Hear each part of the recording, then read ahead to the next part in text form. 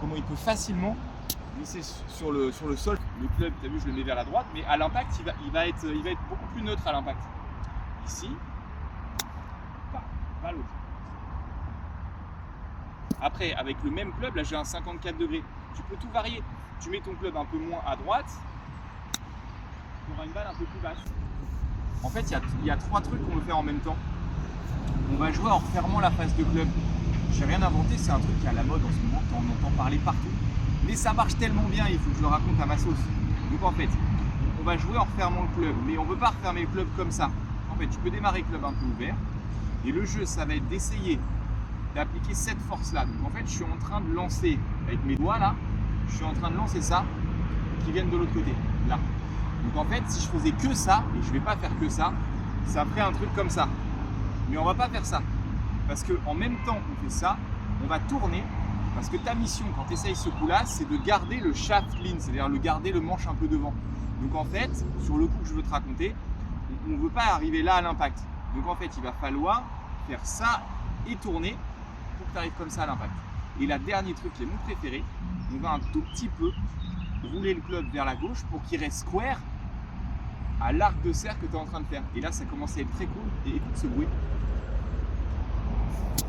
Tu entends comment il peut facilement glisser sur le sol. J'aimerais bien te passer la sensation, mais on fait une vidéo, alors je ne peux pas faire mieux que ça. Mais tu vois, il y a un truc super propre au niveau de la glissade.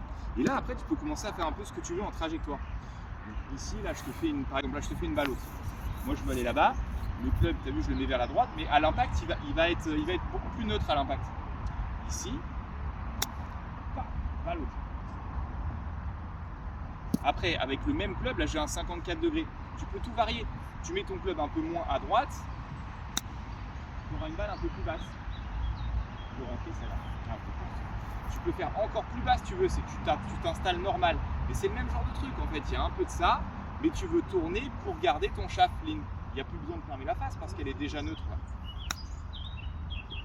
Et donc en fait, plus tu veux te donner l'opportunité de faire un peu de ce truc-là, plus tu vas démarrer avec une face à droite. C'est pour ça que des fois tu vois des joueurs, tu regardes celle-là, tu la vois celle-là parfois, tu vois le joueur il est comme ça, tu vois l'arrêt du club là, le joueur il est comme ça, mais en fait il va te le ramener comme ça à l'impact. Ça va très très haut. Mais encore, c'est pas ma préférée celle-là. Et après c'est là où tu en arrives parfois, tu vois, tu as le joueur pro, il est au bord du green et sa balle elle doit tomber là, et le coup il a l'air injouable.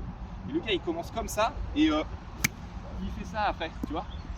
Ben c'est pareil, c'est la même technique en fait. Tu es là, il est là, il a même encore ouvert la face, il a jeté là, il a continué à tourner, et puis juste un peu de ça, tu as l'impression d'avoir une pelle à tarte dans les mains. Je vais essayer de l'attraper celle-là. En vrai, elle, je voulais l'attraper après, je l'ai raté.